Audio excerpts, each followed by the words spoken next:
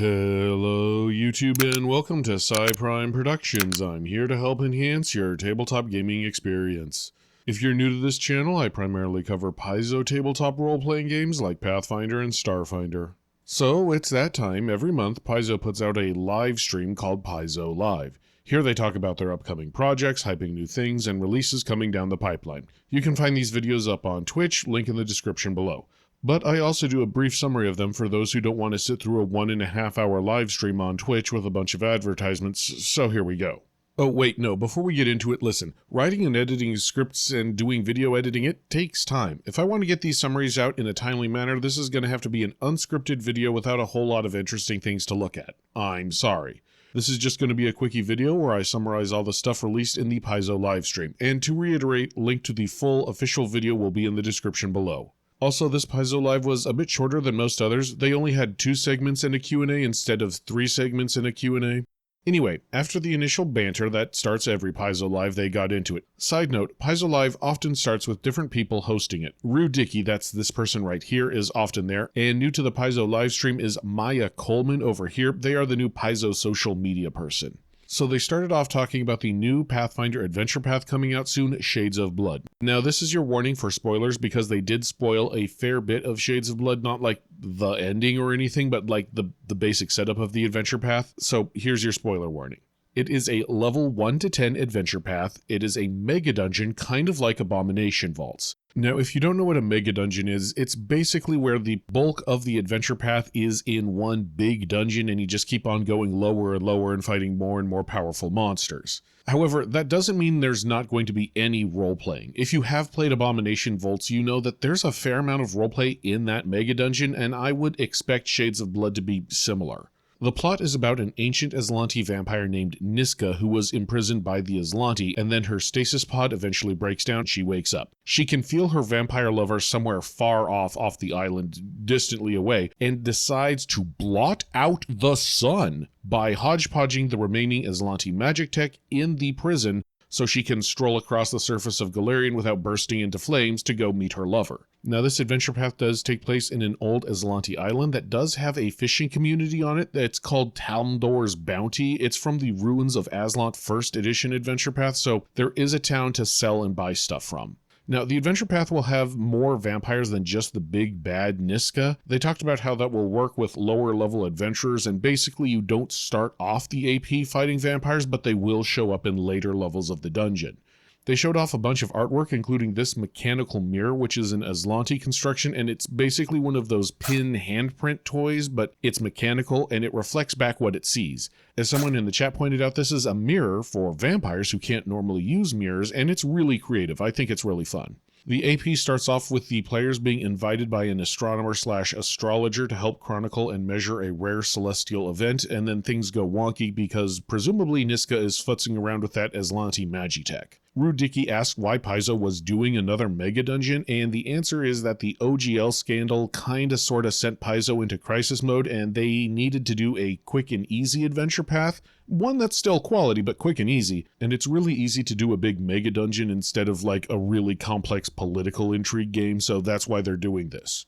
The AP also has some Darrow who are helping to blot out the sun, and they showed 2 more NPCs from this AP, a Poppet and an Homunculus. Not a lot of information is given out on them other than they are cute little guys.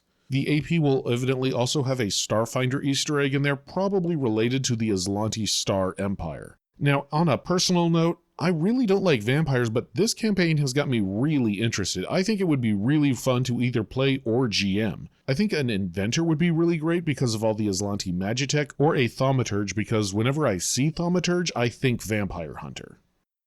Anyway, next up is a new Starfinder adventure called Guilt of the Grave Worlds. It is going to be a hardcover adventure. They called it an adventure path, but it seems more like a module because it only goes from levels 1 to 5. It explores Eox, a dead world full of undead, and the AP revolves around this media mogul named Zoe with an exclamation point. Yeah, the exclamation point is part of his name. Anyway, the adventure path explains how Eox came to be like how it is now, full of undead. Now, previously we got a hypothesis for how Eox came to be, and I'll tell you that now, but it's never been confirmed, so apparently this adventure path will either confirm it or tell you how it actually happened. Basically, the story goes that Eox created this massive planet-destroying weapon, and then they turned it to their neighbors and said, hey, pay us tribute or we'll blow up your planet. And the neighbors are like, no, nobody has the power to blow up a planet, so the Eoxians blew up their planet. It turns out, though, that the massive planet-destroying weapon also obliterated their atmosphere, and the Eoxians had to basically convert all of themselves into undead, because undead don't have to breathe, in order to survive. Anyway, the adventure path starts off with the PCs working for the Ulrika clan, a dwarven mining conglomerate, and then they somehow get involved with Eox. They confirmed that the main antagonists of this adventure will be the Corpse Fleet. The Corpse Fleet are kind of this group of undead supremacists who basically want to be super undead. They want to do the undead thing of kill all living things and convert them to undead. Eox is full of undead, and the thing is, they technically disavow the Corpse Fleet, but they're not really trying very hard to catch them, so basically the Corpse Fleet is running roughshod over the Pact Worlds.